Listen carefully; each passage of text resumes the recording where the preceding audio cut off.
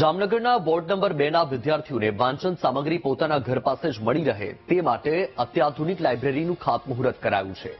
ધારાસભ્ય રીવાબા જાડેજાના હસ્તે મહારાણા પ્રતાપ લાઇબ્રેરીનું ખાતમુહૂર્ત કરાયું હતું। 30 લાખના ખર્ચે બનેલી આ લાઇબ્રેરીમાં વિદ્યાર્થીઓને પોલીસ ભરતીથી લઈને અનેક ઉચ્ચ અભ્યાસક્રમના પુસ્તકો મળી રહેશે। સ્પર્ધાત્મક પરીક્ષાઓની તૈયારી કરતા લોકો માટે આ લાઇબ્રેરી આશીર્વાદ સમાન બની રહેશે।